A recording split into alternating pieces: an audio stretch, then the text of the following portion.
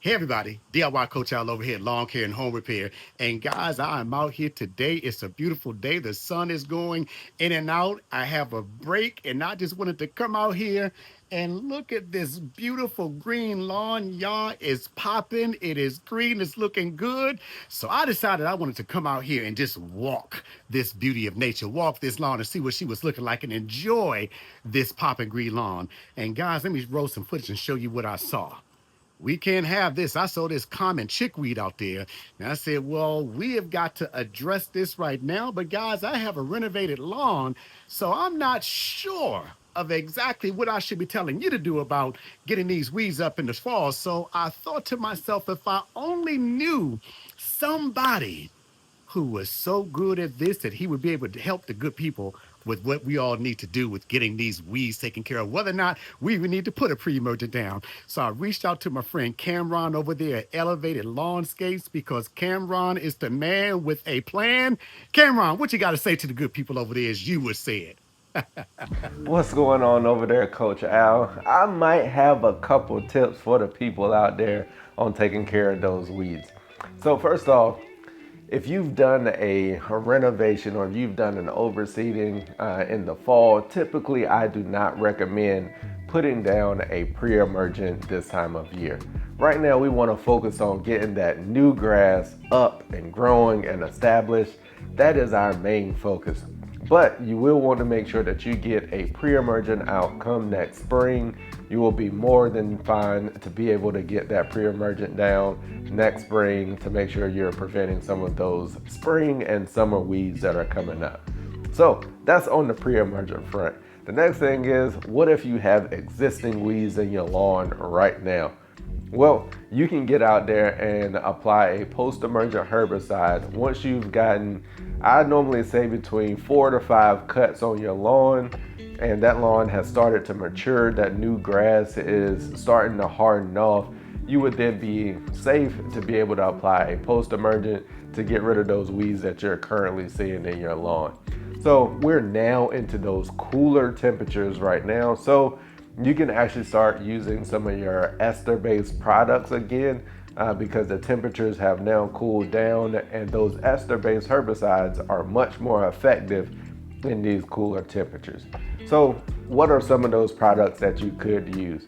So two of the ones that I like to go to for these common types of broadleaf weeds are Speed Zone. Speed Zone is a great one for you to be able to go down with. Make sure you're following your label rates with the application that you're putting down and for the weeds that you are targeting. The second product is going to be Triclopyr. Triclopyr is another great one, especially if you have like those violets or some of those woody stem type of weeds. Triclopyr is a great one to be able to go down for those really hard to control type weeds. So you can get out there and apply those post-emergent herbicides to your newly renovated or overseeded lawn once it has hardened off and matured and you've given it enough time since that seeding. So make sure you're getting out there taking care of it, and as we always say, just know we working. Hey, Coach Al, cue that music. Like I told you, Cameron over there is the man with the master plan to help you take that fall lawn, y'all, to the promised land. Oh yeah, like the man said. Go ahead and cue that music.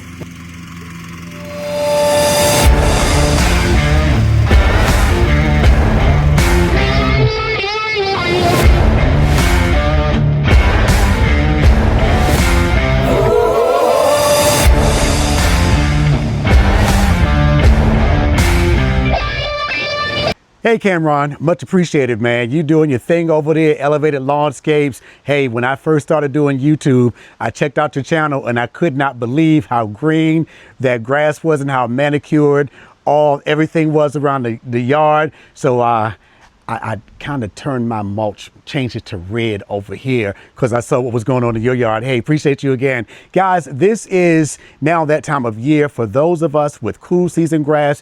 I have Turfsite Tall Fescue over here.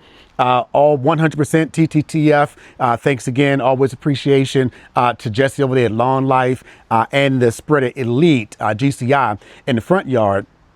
I am noticing though, a few people up here in the transition zone, including Cameron, going over to that iron cutter. So I may have to do another project either this spring coming or maybe next fall, maybe put some of that iron cutter out there on the vanity strip because I get a lot of traffic out there with people walking their dogs and everything else. But guys, this is the time of year that we have been waiting for. The lawn is green. We can get some nice stripes on it.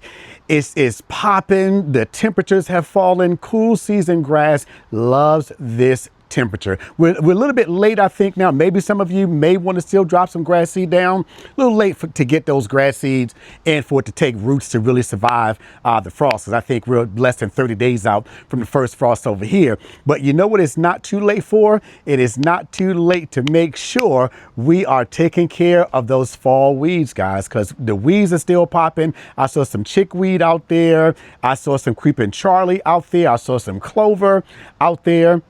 And in some places that crabgrass in my places I take care of next to my neighbor's yard or where my neighbor's yard is, still see some crabgrass. I kind of thought that would have died off by now, but we've still had some pretty warm temperatures over here. So you guys, once again, Cameron, appreciate that advice.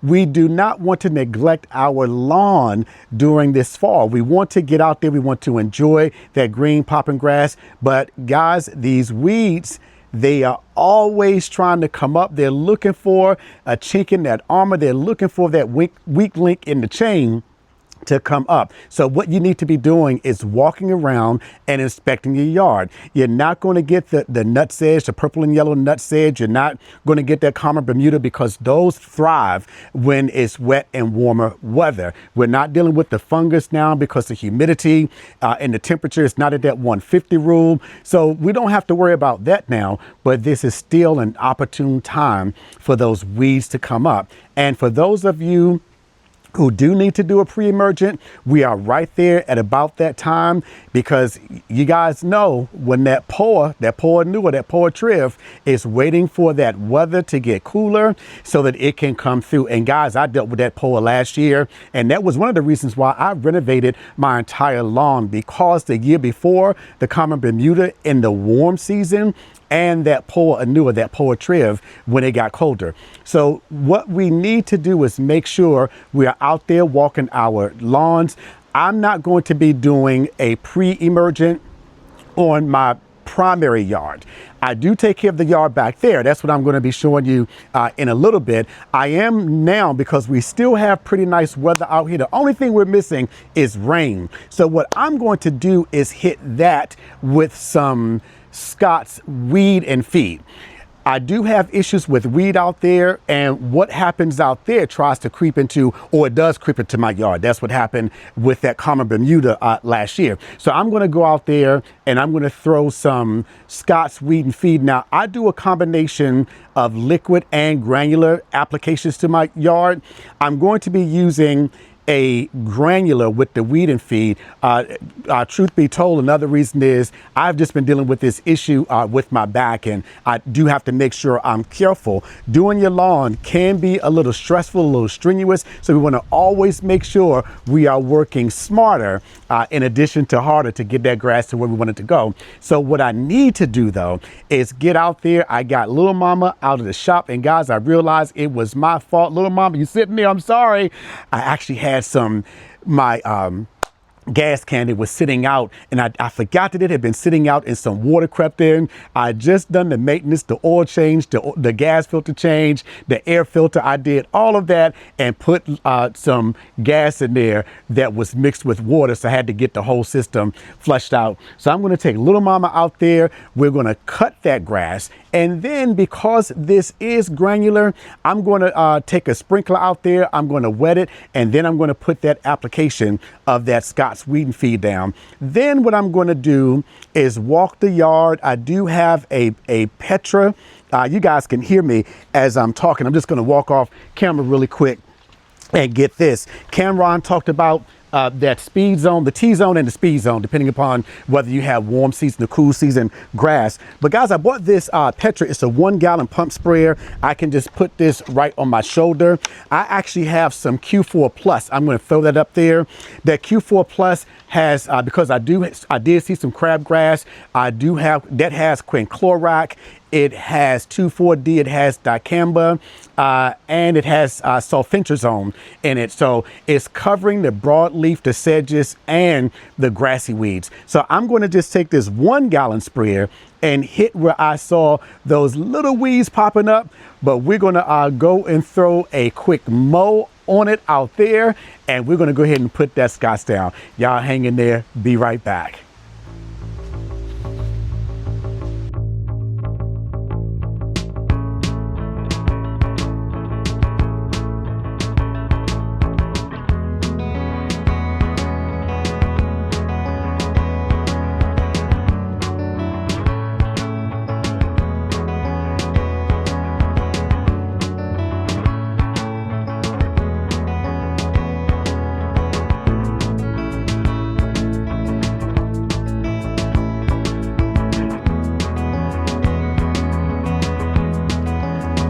Alrighty guys, so me and my granddaughter April came out and we went ahead and cut the grass and bagged everything, because what we want is for this granular fertilizer to hit the ground and not hit all those leaves and things. And because we're using a granular, you always want to check your bag to find out the best way to apply your fertilizer. And this fertilizer is best applied when the grass is wet.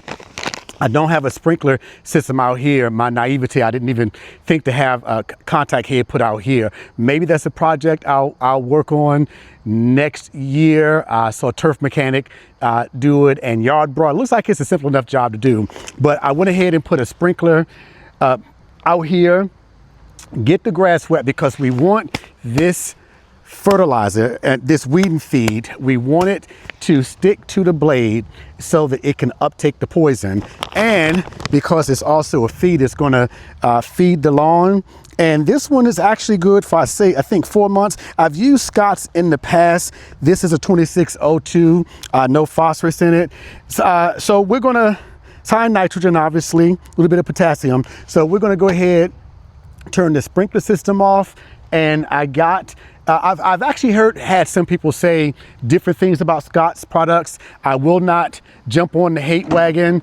I've had this spreader Elite now for since about a year now, and I've not had any problems with it. This covers up to 4,000 square feet. So I'm going to use this Scotts spreader Elite, and I'm going to let that water just a little bit more. I already moved the sprinkler to get from one side to the next. This is about 3,000 square feet, but hey, I'm going to just go ahead and use all of it, because I have been neglecting this part of the yard, and I'm sure it is starving for some nitrogen, probably some phosphorus too. I should probably put some phosphorus down here, but we're just going to go down, put this down. And the good thing about, most fertilizer bags are going to have the common spreader settings on here, your Earthway, your Scotts, and I mean, there's so many of them now. I don't want to get into calling names because I'll forget. So this one is going to let me know to put this on rotary. It's going to put it on 4.5. So I'm going to go ahead and drop all of this fertilizer down here. We're going to go ahead and cut this sprinkler system off. Then we're going to go ahead and throw this fertilizer down, because we're trying to take care of those fall weeds, guys. Be right back. Hang in there.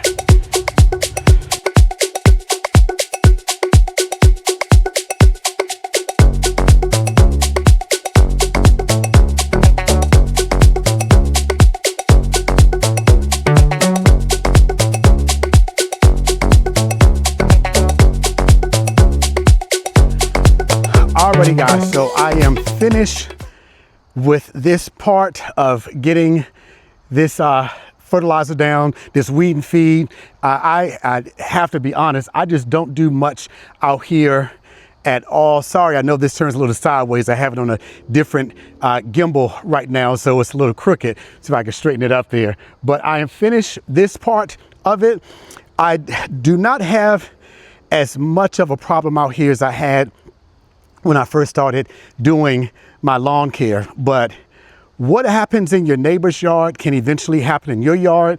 Back here is a walking trail for my community, and it's just weeds, a lot of trees and things back here. So whatever happens out here eventually creeps up into my yard. Once again, that's why I had that common Bermuda kind of hit me out here. So it is so important. Fall, guys, early fall and in the summer, when you have that weed pressure that's coming, most of us have had to deal with it. A lot of people, at least over here where I am, I know Cameron had an issue when he was away and got hit. I'm not sure if it was a Pythian blight over there or whatever it was, but whenever you have those times of year where that disease pressure is heavy, you have to make sure you're putting down that barrier. So once again, this that I use is Scott. I'll throw the picture right up here.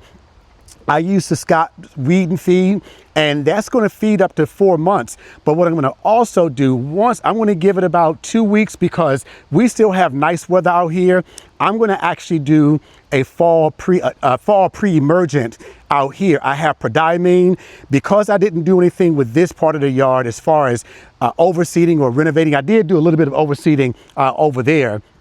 Had a dead deer that was there for a while and just killed that grass. I had to do some overseeding over there, but I didn't do any overseeding or renovation out here. So what I wanted to do is, we have rain that's coming. I want to get this fertilizer in the ground. I wanted to give it what it needed. I want to try to thicken up this part of the yard, and then I'm going to come back and I'm going to put the prodiamine down here because I want to try to prevent those cool season weeds from coming up here. Once again, that poa triv, that poa annua, I want to try to prevent that from creeping over into my yard. So you guys, once again, it's wonderful that we are enjoying this time of the year. Those of us who have cool season grass, I know our folk who have the southern grasses, zoysia and Bermuda and things like that, centipede grass, you guys, your grass is probably getting ready to go into that dormancy because the weather's changing. But for us cool season folk, we love it.